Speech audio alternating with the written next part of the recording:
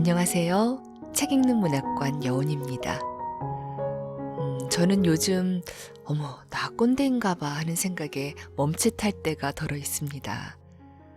나이를 좀 먹어가니 어떤 상황을 바라볼 때 내가 경험했던 것을 토대로 판단하고 단정지어서 이야기할 때가 있는데요. 내가 가진 데이터가 아마 정답은 아닐 텐데 말이죠. 알면서도 꼭 이렇게 행동할 때가 있다는 거죠. 특히나 아끼는 사람한테일수록 더더욱 애정을 담아 이런 달갑지 않은 조언을 아끼지 않게 된다는 건데요.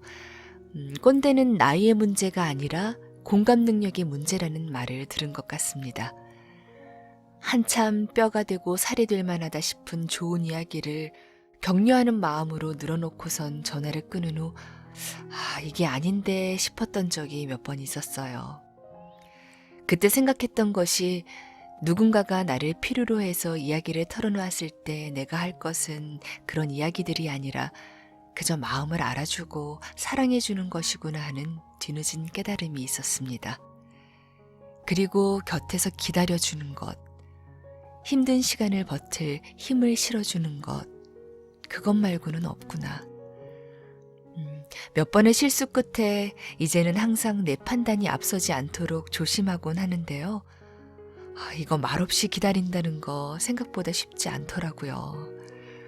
어쩌면 좋은 어른이 된다는 것이 이런 것이 아닐까 싶습니다. 갑작스런 엄마의 죽음과 그 빈자리로 인해 상처받은 아이 하윤. 새엄마 경애는 그런 하윤에게 다가가고 싶은데요. 그녀는 좋은 어른입니다. 엄마가 떠난 후 싸늘하게 얼어붙은 하윤의 가정에 경애로 인해 새로운 온기가 찾아들 수 있을까요? 정기옥 작가의 단편소설 빈자리, 여운의 목소리로 만나보시죠. 구독과 좋아요, 알림 설정으로 함께 해주세요.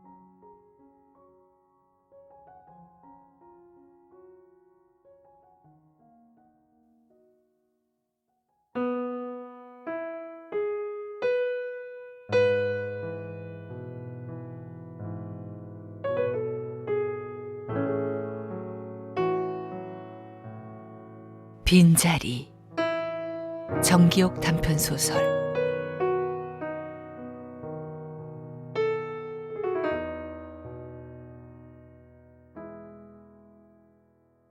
검은 상복으로 갈아입은 나는 아내 수정의 영정사진을 내려다보았다. 그날은 마른 하늘에 시커먼 먹구름이 잔뜩 몰려 있었다. 금방이라도 소낙비가 쏟아질 것 같았다. 라일락 고운 향기처럼 나에게 다가왔던 젊은 날의 아내 모습이 겹쳐졌다. 긴 투병 끝에 생명의 끈을 놓아버린 수정.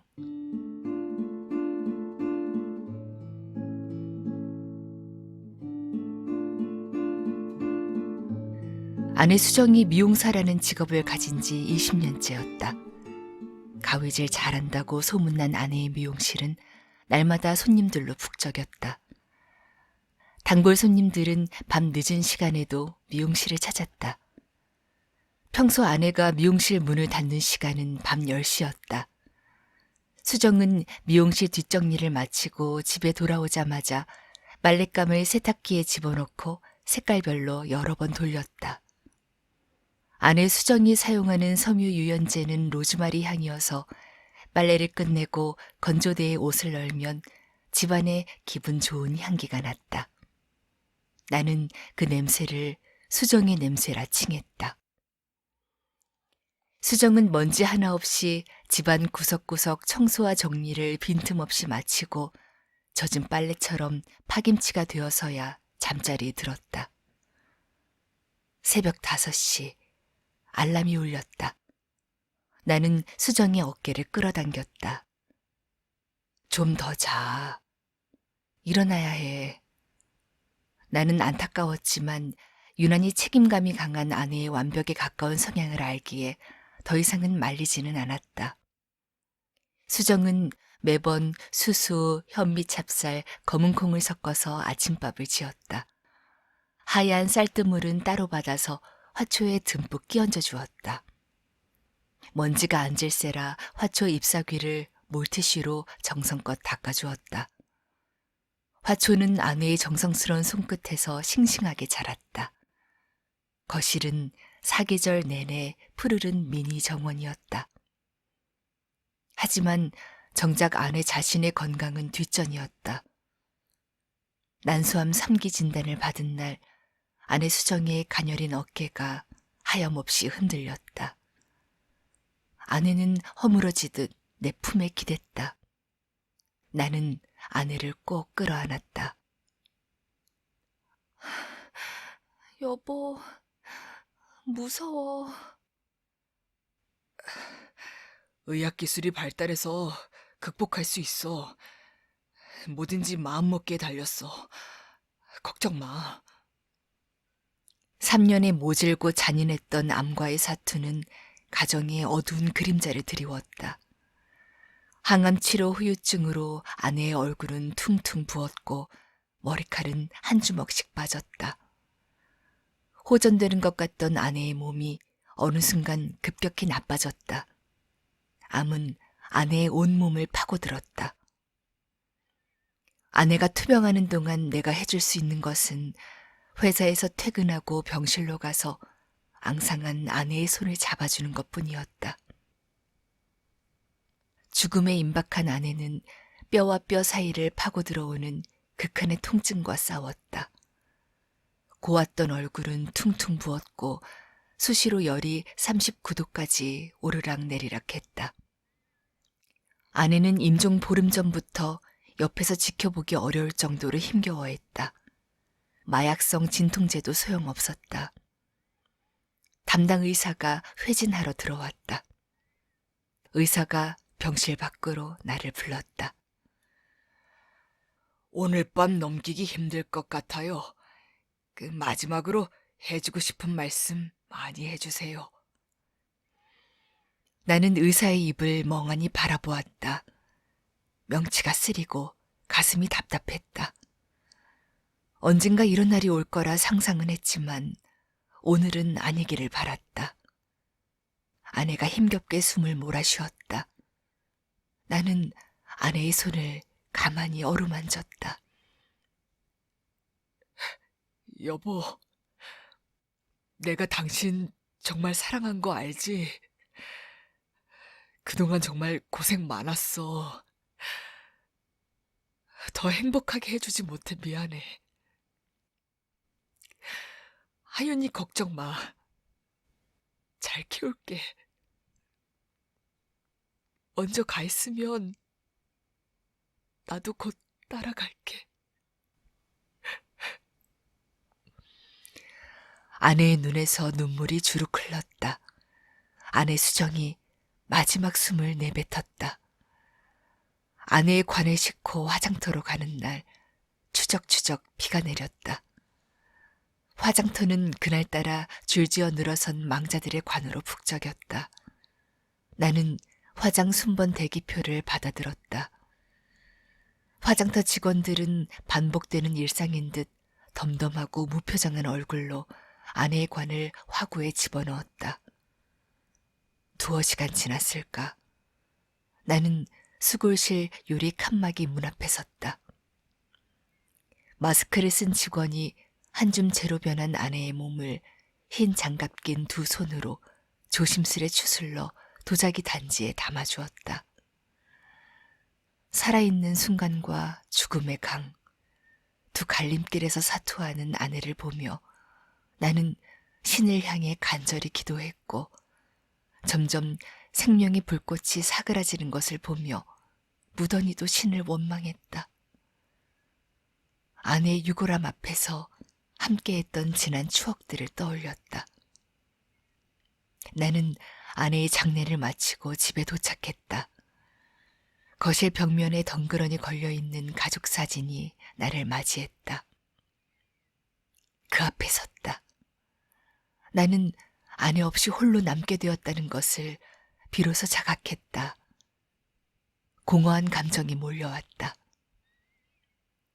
내 옆에 서 있는 딸 하윤의 눈에 눈물이 방울방울 맺혀 있었다. 딸 하윤은 중학교 2학년이었다. 엄마가 보고 싶어. 엄마가 그리워. 나는 하윤을 안아주었다. 엄마는 하늘나라에서 우리 하윤이 지켜보고 있을 거야. 엄마 옷 절대 버리지 마. 엄마 냄새 사라지는 거 싫어.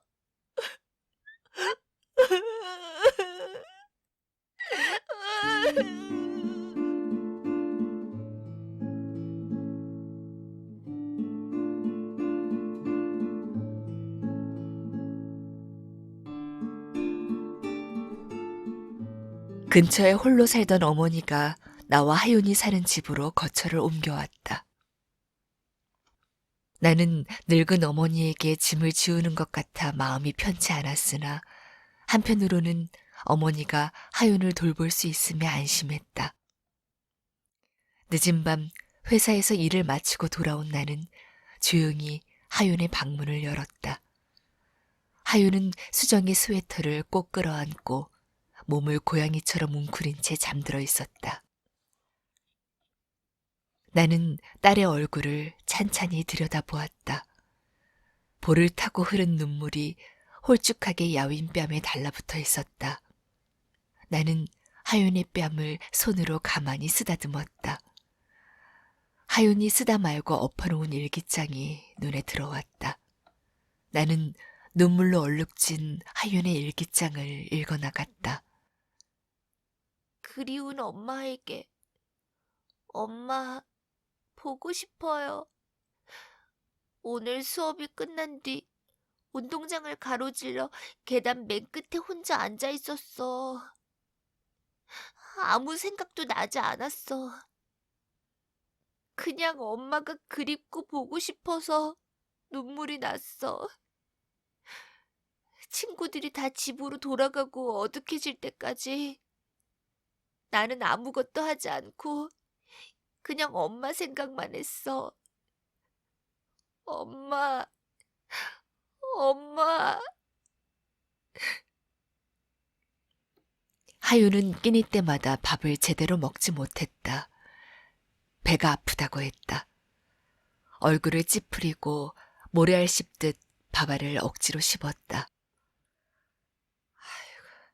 하윤아, 그렇게 밥 먹으면 복 달아난다. 하윤은 할머니 말을 듣는 둥 마는 둥 밥알을 삼키기 무섭게 화장실로 뛰어가 이내 변기를 잡고 토했다.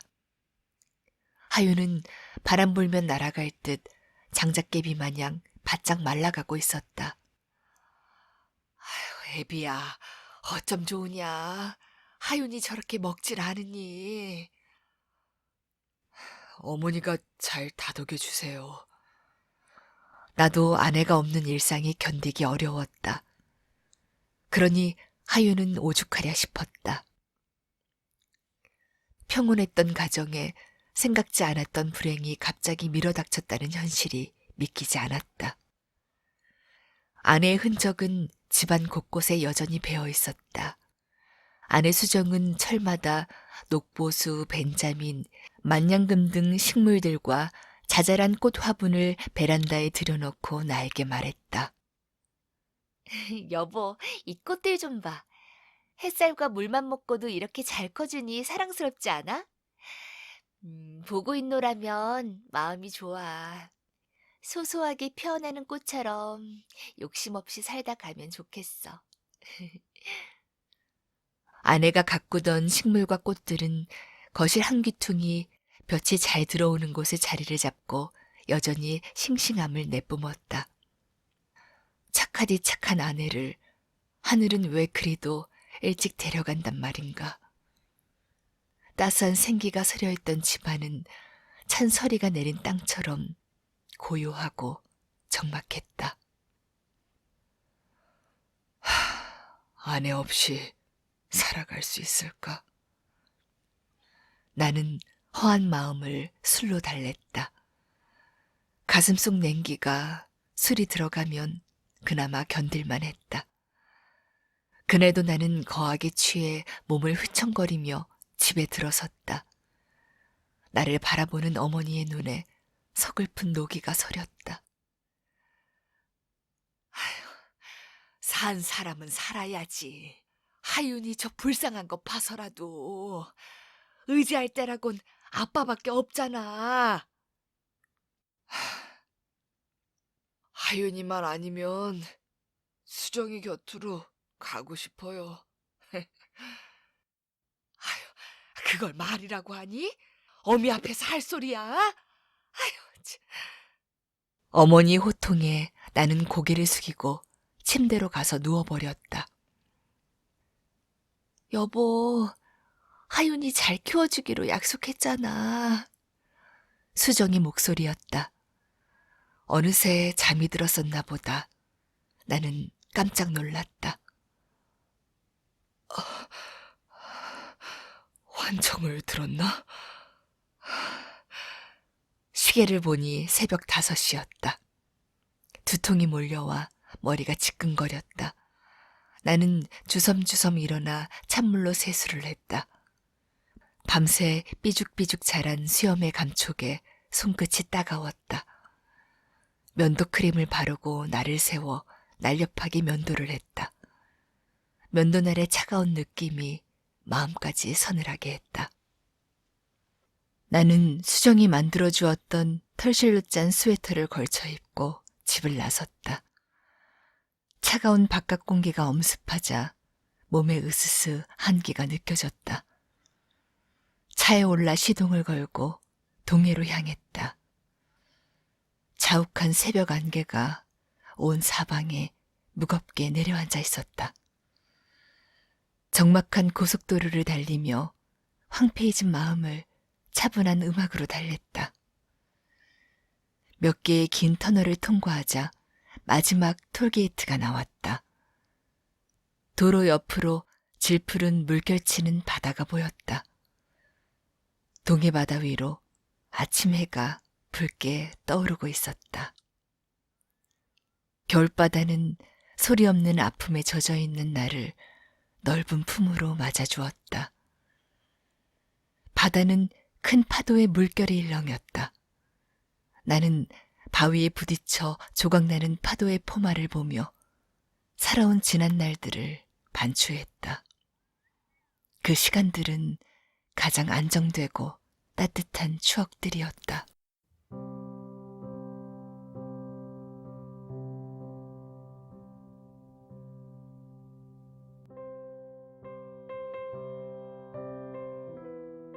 아내 수정은 손끝이 야무져서 손으로 하는 일은 뭐든 잘했다. 겨울이면 실타래를 풀어 나와 하윤이의 스웨터를 떴다. 손장갑, 목도리, 작은 소품들도 코바늘로 손뜨개질을 했다. 당신 미용실 일도 바쁠 텐데 언제 또 스웨터를 짰어? 이 스웨터 입고 출근했더니 솜씨 좋은 아내 두었다고 직원들이 모두 부러워해. 엄마, 내 친구들도 장갑과 목도리 예쁘다고 갖고 싶대요. 수정은 재봉질도 잘했다. 중고 재봉틀을 사서 시장에서 천을 떠다가 딸 하윤의 옷을 직접 만들었다. 여보, 포복 시장에 가면 질 좋은 옷감이 얼마나 싼지 몰라. 몇천 원 주고 몇마만 사면 하윤이 원피스 여러 개 만들 수 있어요. 에이, 백화점과는 차이가 있겠지만 돈이 덜 들어요. 내 손으로 직접 만들어 입히는 재미도 있고. 아내 수정의 목소리가 내 귓가에 아련하게 들리다 사라졌다. 나는 상념에 잠겼다. 동해의 푸른 바다 물결은 아무런 답이 없었다. 파도 소리만 회오리치는 내 마음을 어지럽혔다. 나는 모래사장을 천천히 걸었다. 발밑에서 모래가 흩뿌려지자 모래바람이 일었다. 모래 언덕에 갈매기 떼들이 무리지어 앉아 있었다. 알 수 없는 부하가 꿈틀거리며 속에서 치밀어 올랐다. 나는 단단한 돌을 주워들고 갈매기 떼를 향해 힘껏 던졌다.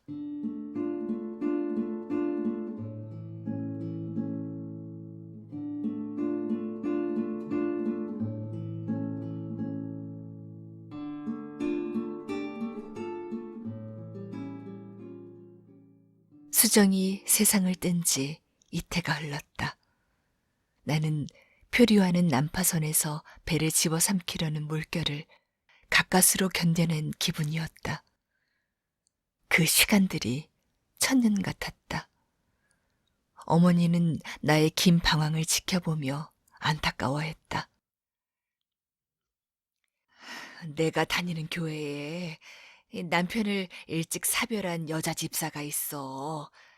한번 만나보면 어떠니? 생각 없어요. 자신도 없고요. 새 사람 들어오면 하윤이 감당하고 키워줄 사람일지 그것도 걱정이고. 그 여집사를 한두 해 지켜본 게 아니야. 하윤이 맡길 사람인데 아무나 이야기하겠니? 그쪽 여자는 아이가 있나요? 아이 없이 혼자 살아. 결혼하고 얼마 안 돼서 남편이 교통사고로 죽었대. 남자들이 그렇게 들이대도 꿋꿋하게 눈길 한번 주지 않더라고.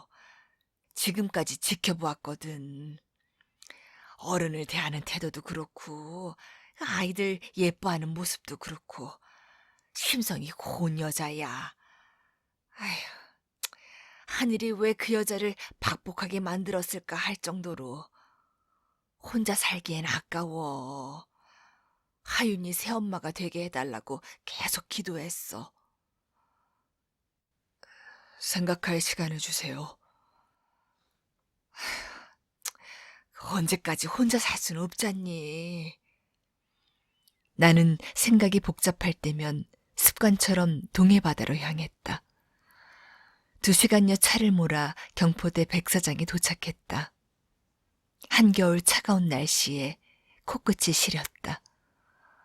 사람들은 손에 카메라와 스마트폰을 들고 모래 백사장에 삼삼오오 짝지어 서 있었다. 아침 7시 39분. 동해바다 수평선 물결 너머로 해가 안간힘을 쓰며 꿈틀대고 있었다. 드디어 일렁이는 물결 주위로 해는 그 장엄함을 드러내었다. 일출의 웅장함을 경외감으로 바라보던 나는 이내 돌아서서 외투 주머니에 손을 넣고 모래 백사장을 걸었다. 나는 침묵과 고요 속으로 잠잠히 빠져들었다. 뺨에 다가오는 해풍에 나 자신을 맡기고 자연이 주는 은밀한 소리에 귀를 기울였다. 저 태양도 하루를 살기 위해 뜨지 않는가? 영화 속 여주인공이 말했지. 내일은 내일의 해가 뜬다고. 나도 다시 시작할 수 있을까? 엉킨 실타래처럼 꼬여버린 인생에 대한 회한으로 백엔잇을 적시며 밤을 지새운 날이 얼마였던가. 누군가를 붙잡고 한없이 넋두리를 하고 싶었다. 삶에 대한 희망의 끈을 놓고 싶던 날에도 나는 이를 악물며 버텨냈다. 그건 하윤에 대한 아비로서의 부정이었다. 아내가 남기고 간 하윤은 내 생을 붙잡고 있는 마지막 끈이었다. 나는 햇살에 반짝이는 물결의 일렁임을 바라보다 한결 가벼운 마음으로 집으로 돌아왔다.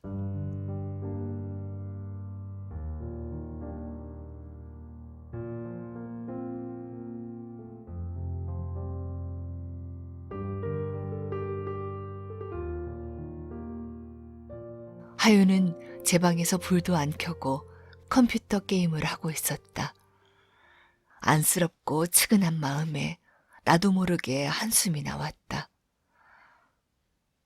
하윤아, 대학 입시를 목표로 공부 좀 해야 하지 않겠어?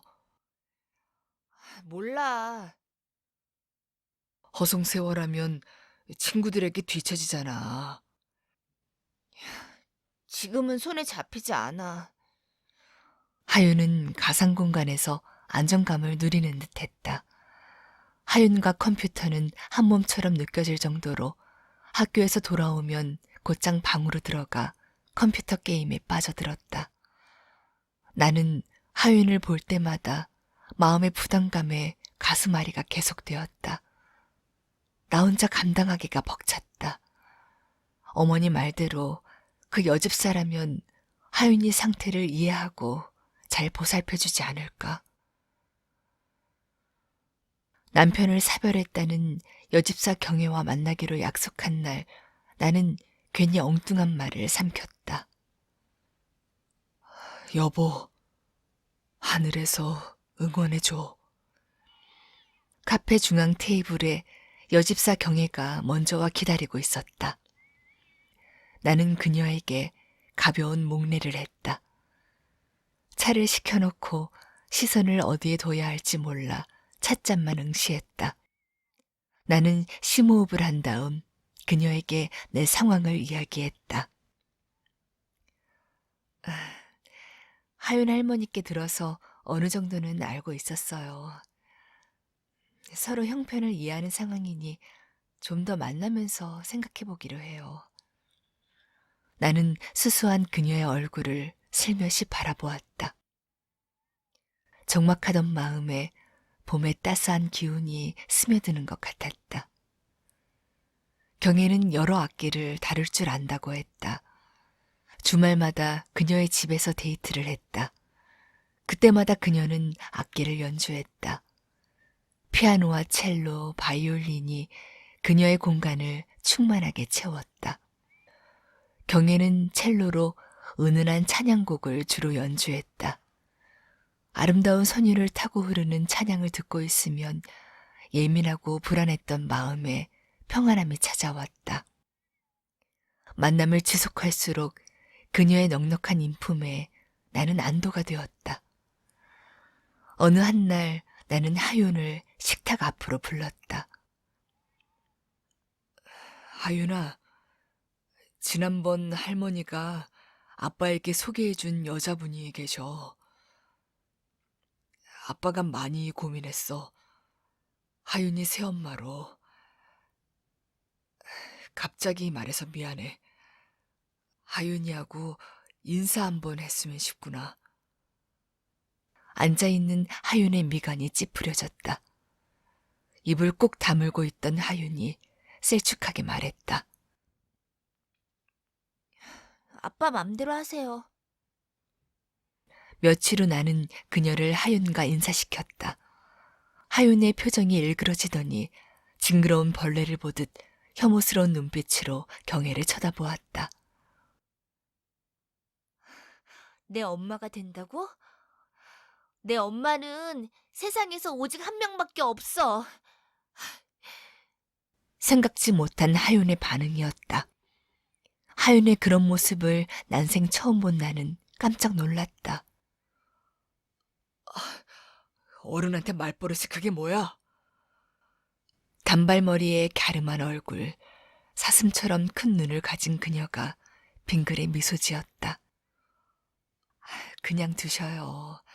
혼란스러워서 그러는걸요. 저 나이 땐 다 그렇죠. 하윤의 얼굴이 벌겋게 달아올랐다. 착한 척하긴. 그런다고 내가 눈 하나 깜짝할까봐 꼴값 떨지 마. 절대 엄마라고 부를 일 없을걸? 애써 노력하지 말라고. 앳된 외모의 여학생 입에서 나오는 말치곤 도끼가 서려 있었다. 하윤은 그 길로 현관문을 쾅쾅 발로 걷어차며 밖으로 뛰쳐나갔다.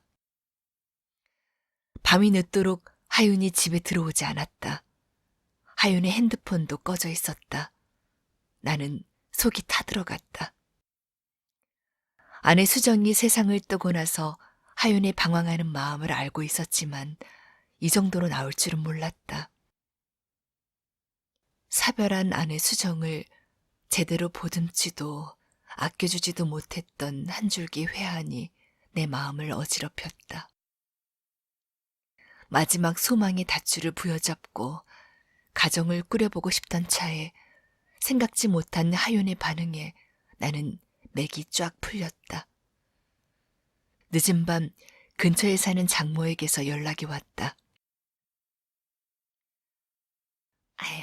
하윤이 늦은 저녁에 우리 집에 왔더라고.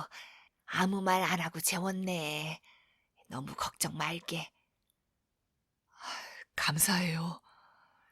나는 하윤이 안정될 때까지 당분간 밖에서 경혜를 만나기로 했다. 그렇게 반년이 또 훌쩍 흘러 추운 겨울이 가고 얼어붙었던 땅이 조금씩 녹았다. 몇 차례의 꽃샘 추위도 지나고 5월이었다. 연한 순의 연두빛 잎사귀들이 여기저기 피어오르고 있었다.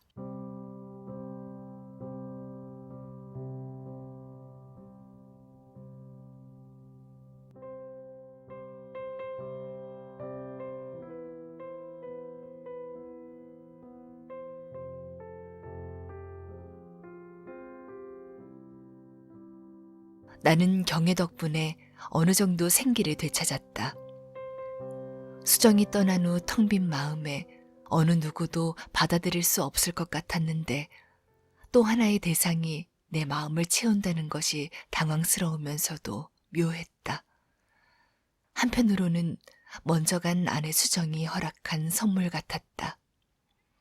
나와 경혜는 함께 살기로 결정했다. 경혜가 내 안색을 살폈다.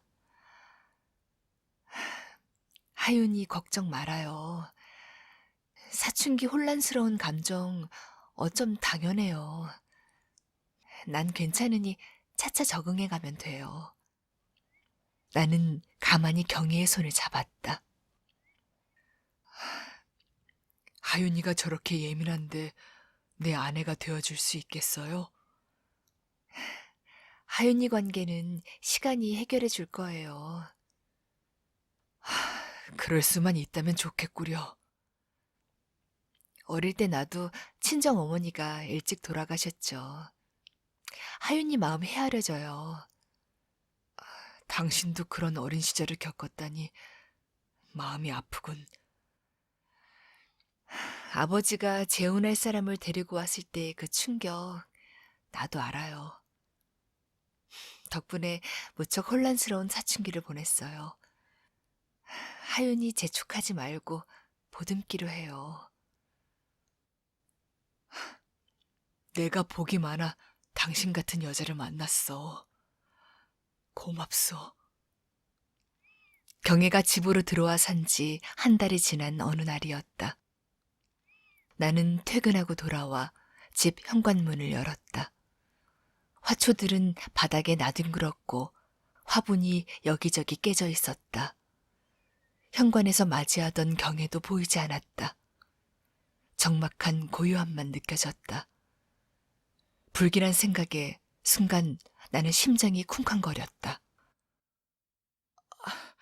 도대체 무슨 일이야? 하윤이가 방문을 열더니 소리를 질렀다. 누가 그랬겠어? 심술쟁이 저 여자가 그랬지. 엄마가 애지중지 키우던 화초를 저렇게 하찮게 여기고. 당장 저 여자 쫓아내, 아빠. 이 어디서 말버르장머리가 그 모양이야? 네 방으로 들어가 있어. 여보, 이리 나와봐. 어찌된 일이야? 침대에 누워있던 경혜는 헝클어진 머리칼을 가다듬고 거실로 나왔다. 경혜의 표정이 어둡고 우울했다. 팔에 피멍이 들었네. 대체 왜? 걸레질을 하다가 그만 넘어졌어요. 뭐? 하마터면 나도 모르게 하윤에게 소리를 버럭 지를 뻔했다. 경혜가 입가에 검지를 세우며 아무 말도 하지 말라고 눈치를 주었다. 경혜가 내 손을 이끌고 방으로 들어가더니 하윤과 있었던 일을 자초지종 이야기했다. 늦은 오후 경혜가 거실에서 걸레질을 하고 있을 때 하윤이 학교에서 돌아왔다. 하윤은 경혜가 있는 쪽으로 성큼 걸어오더니 갑자기 경혜의 등을 세게 밀었다. 그 바람에 경혜는 엉덩방아를 찌으며 화분과 함께 나뒹굴었다. 하윤은 저기에 찬 눈으로 싸늘하게 경혜를 응시하면서 자신의 방으로 들어가 버렸다. 경혜는 순식간에 일어난 일이라 기가 막혔다. 경혜는 간신히 몸을 일으켰다. 하윤아, 이리 나와봐. 이야기 좀 하자. 할 얘기 없거든. 이 집이 싫으면 떠나던가. 왜 남의 집에서 유세야? 경혜는 하윤에게 한 걸음 다가서려다 멈췄다. 경혜는 부글거리는 감정을 겨우 컨트롤했다. 경혜는 말을 마치고 긴 한숨을 쉬었다. 나는 경혜의 어깨를 가만히 끌어안았다. 당신이 고생이 많아. 하윤이도 언젠가는 달라지겠지. 주말이었다. 나는 소파에 누워 신문을 보다가 잠깐 눈을 붙였다. 하윤은 암막 커튼으로 드리워진 세평 남짓한 방에서 종일 나오지 않았다. 컴퓨터 앞에서 컵라면으로 대충 한 끼를 때웠다. 하윤은 화장실 갈 때랑 물 먹을 때만 방 밖으로 나왔다. 나는 자다가 일어나 하윤의 방문을 슬그머니 열었다. 방에 불을 다 꺼놓아 어둠이 드리워진 공간은 시퍼렇게 켜진 컴퓨터 화면의 불빛만 가득했다. 하윤은 퀭한 눈으로 화면을 응시하고 있었다. 게임 속 군인들이 적을 향해 요란하게 총을 쏘고 있었다. 포복하고 달려가고 수류탄을 집어던지며 상대를 살상했다. 탕, 탕, 탕. 총소리가 요란했다. 하윤은 때리고 깨고 부수고 총 쏘는 컴퓨터 게임에 자신을 완전히 녹여내고 있었다. 하윤은 낮과 밤을 거꾸로 보냈다. 하윤이 밤새 게임을 하고 낮에 잠이 들면 경혜는 하윤의 방에 들어가 물걸레로 방바닥을 살살 닦으며 청소했다. 여기저기 아무렇게나 벗어놓은 하윤의 옷들을 모아 손빨래를 했고 다음 날이면 건조된 옷을 곱게 개켜 하윤의 방에 가져다 놓았다.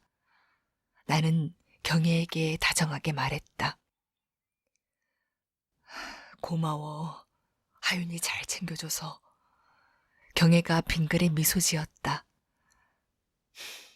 내가 할 수 있는 게 이런 거밖에 더 있나요? 어느 늦은 밤 나는 잠이 오지 않아 서재 방에서 서성이다가 책상 위에 놓여있는 경혜의 노트를 나도 모르게 들춰보았다. 차분한 글씨체로 하윤과의 일상이 기록되어 있었다.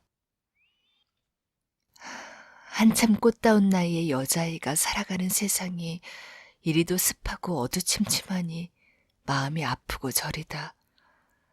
하윤의 공간은 괴괴함으로 가득 차 있는 컴컴한 동굴 같다. 밤이 되면 어둠 속에서 컴퓨터의 불빛만 퍼렇게 빛나고 있다. 날기도 전에 날개가 꺾여버린 작은 새. 저 아이를 어떻게 도울 수 있을까? 무진 애를 써보지만 굳게 닫혀버린 하윤의 마음 문빗장이 쉽게 열리질 않는다. 봄의 따스한 기운에 바깥 세상은 꽃들이 만개했지만 집안 공기는 여전히 냉랭했다. 나는 경혜에게 억지로 애쓰지 말라고 말했으나 경혜는 내 말을 듣는 둥 마는 둥 했다. 하윤의 거칠고 공격적인 태도를 겪어내느라 경혜도 점점 지쳐가는 듯했다. 그날 경혜가 하윤을 불렀다. 하윤아, 밖에 나가서 맛난 거 먹고 드라이브 하고 오자. 문이 벌컥 열렸다. 아이씨, 중요한 순간인데 아줌마 때문에 정객이 총 맞았잖아. 왜 자꾸 방해? 잠깐 나와봐. 아이씨, 귀찮아 죽겠네. 나 좀 건드리지 말라고. 하윤은 경혜의 말을 단칼에 잘랐다. 하윤아, 그러지 말고 아줌마랑 오늘은 외출하자. 하윤이 옷도 사고 화장품도 사고. 갑자기 하윤이 현관문 쪽으로 걸어갔다. 하윤은 현관에 놓인 경혜의 신발을 집었다. 현관문을 벌컥 열더니 경혜의 신발을 밖으로 집어던졌다. 가고 싶으면 아줌마랑 가라고. 하윤은 돌아서서 경혜를 쏘아보았다. 경혜의 얼굴이 하얗게 질렸다. 하윤이 쾅 하고 방문을 세게 닫았다. 그 소리에 경혜의 귀가 먹먹해졌다. 경혜는 현관문 밖에 버려진 신발을 멍하니 집어들었다. 경혜에게서 전화가 왔을 때 나는 회사 식당에서 점심을 먹고 있었다. 여보, 퇴근할 때쯤 전화 줘요. 오랜만에 밖에서 저녁 같이 먹어요. 왜? 무슨 할 말 있어? 이따 만나서 이야기해요. 나는 회사에서 나와 경혜가 기다리는 식당으로 발걸음을 향했다. 창가 쪽 테이블에 앉아있는 경혜의 얼굴에 수심이 가득했다. 나는 조심스레 경혜의 표정을 살폈다. 얼굴이 많이 상했네. 집에서 안 좋은 일 있었어? 경혜의 눈에 눈물이 고였다. 당장이라도 와락 눈물이 쏟아질 것 같았다.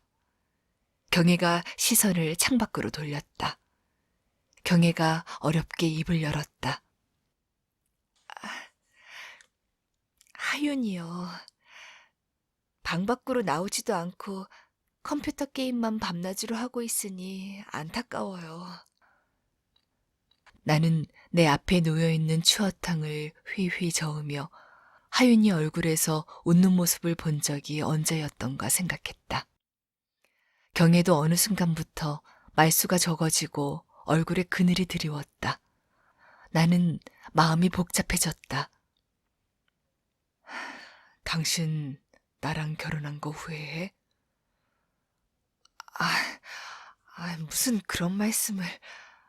하윤이가 걱정되니 그러죠. 엄마 잃고 마음 붙일 곳 없이 방황하는 게 안쓰러워 그냥 내버려 뒀지. 그렇게라도 허한 마음 달래라고. 뭐든 지나치면 독이 된다더니 게임에 너무 빠져버린 듯해.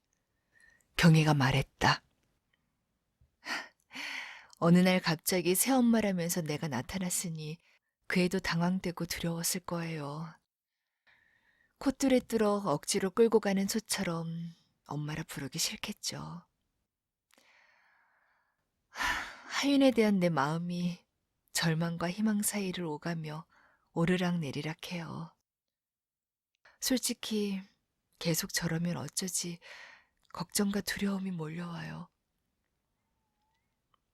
나는 경혜의 손을 잡았다. 당신 힘든 거 내가 왜 모르겠어. 하윤이가 엄마의 부재를 겪으면서 충격이 많았어. 그 나이에서 생각이 그만 멈춘 것 같아. 조금만 더 힘내주면 안 될까? 나는 간절함을 담아 경혜를 쳐다보았다. 내가 더 애써 볼게요. 집으로 돌아오는 길 어두운 하늘에 작은 별들이 촘촘히 떠 있었다. 나는 경혜의 손을 잡고 걸었다. 나는 별을 올려보며 우리 가정에 희망이 사라지지 않기를 기도했다.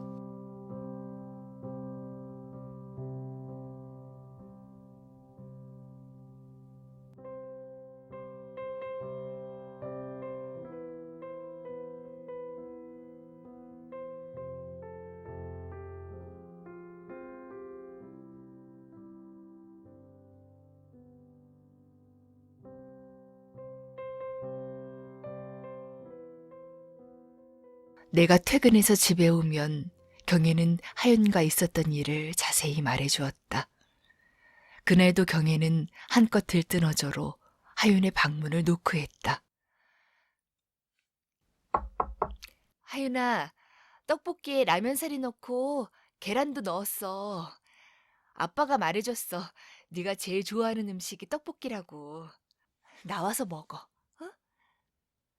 하윤의 앙칼진 목소리가 방문을 타고 새어나왔다. 누가 그런 걸 만들라 했어? 배 안 고파. 하윤아, 성의를 봐서라도 한 입 먹어봐. 떡볶이 정말 안 좋아한다는데 왜 자꾸 먹으래? 특히 아줌마가 만든 건 더 먹기 싫다고. 경혜는 하윤의 방문을 벌컥 열었다.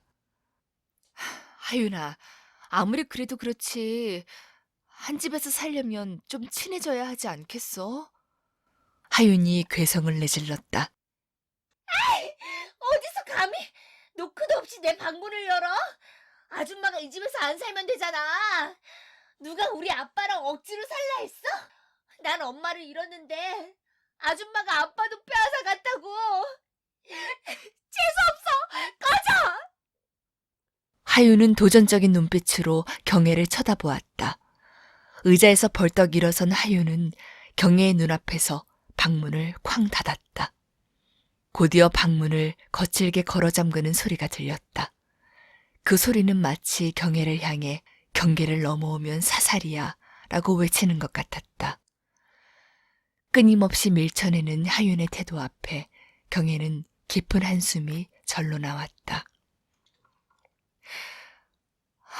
다 때려치우고 싶어. 이러다 내가 먼저 말라 죽을 것 같아. 내가 무슨 복을 누리겠다고. 하윤을 내가 계속 감당할 수 있을까? 타고나기를 어떤 어려움도 긍정적으로 생각하는 경혜의 성품이었다. 하지만 하윤과의 관계만큼은 거대한 벽 앞에 부딪힌 느낌이었다. 그날따라 거실 큰 유리창 너머 집안 구석구석 응달진 곳까지 환하게 비추고 있었다. 경희는 이 가정을 선택할 때 처음 품었던 마음을 잃지 않기를 기도했다. 며칠 마음고생을 하고 난 경혜가 어느 날 한결 평온해진 목소리로 나에게 말했다. 난 무엇이든 쉽게 포기한 적이 없어요. 성서에 나오는 솔로몬 왕처럼 일천번제를 드리는 심정으로 내일부터 나와 하윤이를 위해서 기도해야겠어요. 그래, 나도 힘닿는 데까지 도울게. 경혜는 저녁 밥상을 앞에 두고 나와 대화하는 것을 좋아했다. 오늘도 예배당에 나가 기도했어요. 제 마음을 깨끗하게 해주세요. 흐르는 물처럼 다 품어내고 비워낼 수 있는 마음이 되게 해주세요. 하윤이 마음에도 밝은 빛을 비춰주세요. 우리 가정에 드리운 어두운 장막 모두 거치게 해주세요. 이렇게 기도하니 마음이 평안해요. 당신이 이렇게 애쓰고 힘쓰니 좋은 날이 올 거야. 경혜가 기도하기 시작한 지 한 달이 지났다. 어느 날 경혜는 나에게 이렇게 말했다. 어쩌면 하윤은 온몸으로 처절하게 울부짖고 있었던 거예요. 진심으로 사랑해 줄 수 있냐고요. 왜 내가 그의 마음의 소리를 진작 듣지 못했을까요? 기도하는데 계시처럼 그런 생각이 떠올랐어요.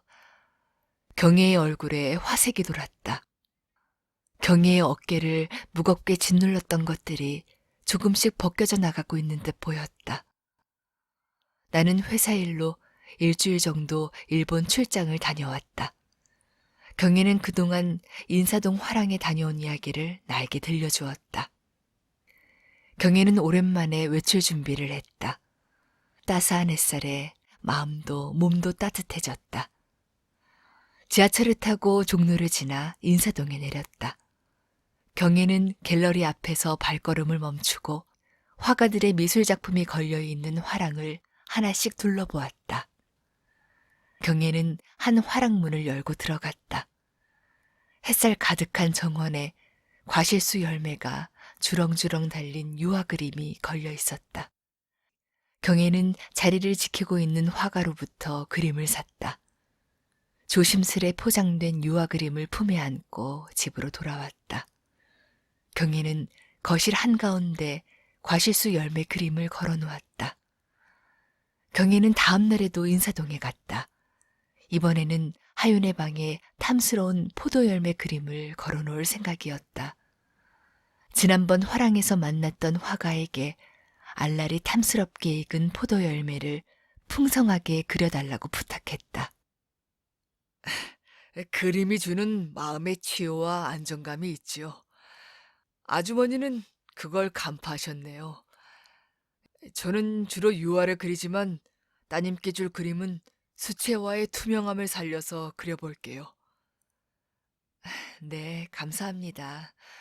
딸의 마음이 밝고 튼튼해졌으면 해서요. 그림 이야기를 다 들려주고 나서 경혜가 들뜬 목소리로 나에게 말했다. 여보, 우리 집 마당에 작은 정원을 아담하게 가꾸고 싶어요. 정원수도 심고요. 열매들이 달리는 유실수도 12그루 심고 싶어요. 왜 그래? 집안에 화초나 잘 가꾸면 되지. 갑자기 정원이며 무슨 과실수 이야기를 하는 거요? 경혜가 생기 가득한 얼굴로 대답했다. 생명나무 열매를 보고 싶어서 그래요. 나는 무슨 말인지 몰라 어안이 벙벙했다. 생명나무 열매? 그게 무슨 말이지? 경혜가 말을 이어갔다. 어젯밤 꿈을 꾸었어요. 내가 천국에 있더라고요. 천국길 가운데 생명수 강이 흐르죠. 강 오른쪽 왼쪽에 생명나무가 있고요. 나는 밥숟가락을 놓으며 대답했다.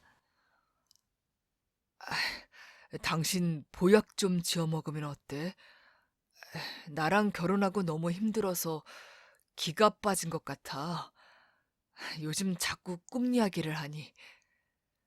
경혜가 내 말을 듣는 둥 마는 둥 다시 이야기를 이었다.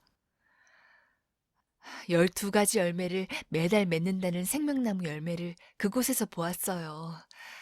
12달 내내 12가지 열매가 진짜로 달마다 열리고 있더라고요. 그런데 지상에 있는 우리 집은 어둑어둑한 거예요. 꿈에서 보니 화초와 정원수와 집 앞 나무들도 다 마르고 시들어 있더라고요. 슬퍼서 막 울었어요. 아, 그런데, 그래서 그게 무슨 상관이지? 그러다 깨어났는데 온몸이 땀으로 범벅되어 있더라고요. 아, 하나님은 우리 가정이 천국이 되기를 바라시는구나 깨달았어요. 생명나무 열매, 특히 그 나무 잎사귀들이 만국을 치료한다는 말씀을 읽어보며 가슴이 말할 수 없이 벅차올랐어요. 당신이 그렇게까지 생각했다면 정원 가꾸는 것과 유실수 심는 것 반대는 안 할게. 경혜의 어조가 잠옷 진지했다. 젊은 시절 가정을 꾸리게 되면 생명나무 가지마다 12가지 열매를 맺는 가정을 꾸리고 싶다고 기도했었죠. 하지만 결혼한 지 1년 만에 교통사고로 남편과 사별하게 되었어요. 아이도 없이 홀로 되었죠. 가정의 열매가 달리기도 전에 내 운명은 꺾여버렸어요. 아, 그런 상처가 있었군. 신이 나에게 2번째 기회를 주셨어요. 2번째 가정에서 생명나무 꽃을 꼭 피어나게 하고 싶었어요. 나는 경혜가 인사동에서 사온 싱그러운 포도 열매 그림을 하윤이 방에 걸었다. 다행히 하윤은 별 말이 없었다. 경혜는 하윤을 볼 때마다 사랑하는 딸이라고 불렀다. 하윤은 얼굴을 찌푸리며 질색을 했다. 경혜는 숨을 쉬듯 자연스러워질 때까지 그 단어를 내뱉었다. 나도 하윤의 마음에 다시 봄이 찾아와 밝은 기운이 돋아나길 염원했다. 봄이 되자 경혜는 유실수 묘목 파는 화원에 함께 가자고 나에게 말했다. 생명의 정원을 갖고 나갈 생각하니 발걸음이 날아갈 듯 가벼워요. 경혜가 기뻐하는 모습을 보니 나도 덩달아 기분이 좋아졌다. 집에서 30분 거리에 있는 유실수 묘목 파는 화원에 도착을 했다. 사장님, 어, 배나무, 감나무, 사과나무, 포도나무, 살구나무, 석류나무, 앵두나무, 자두나무, 보리수나무, 복숭아나무, 대추나무, 뽕나무 주세요. 유실수 묘목에 물을 주던 화원의 사장이 등을 돌려 경혜를 바라보았다. 갑자기 뛰어들어와 숨 넘어갈 듯 말하는 경혜를 보더니 그는 큰 웃음을 터뜨렸다. 아주머니, 뭐가 그리 급해요? 누가 쫓아와요? 어째 그리 속사포 말씀을 하신대요? 아이, 참. 그 많은 유실수들을 도대체 어디에다 심으려고요? 우리 집 정원에 심으려고요. 철마다 열리는 열매를 보면서 생명 기운이 샘솟는 집으로 만들어갈 거예요. 경혜는 붉은 석류열매 앞에서 알알이 박힌 석류알을 하나 집어 입안에 머금었다. 나는 춤추듯 화원을 이리저리 다니며 구경하는 경혜를 바라보며 말했다. 진짜 나도 진심으로 사랑해 줄 수 있어? 나에겐 당신 자체가 열매야. 화원 앞 봄을 알리는 꽃들의 미소가 하윤의 미소로 보였다. 나는 정감 어린 표정으로 경혜를 쳐다보았다. 경혜의 얼굴에도 화사한 웃음이 피어났다. 하얀 나비 한 마리가 날아와 화원의 활짝 핀 꽃 위에 내려앉았다.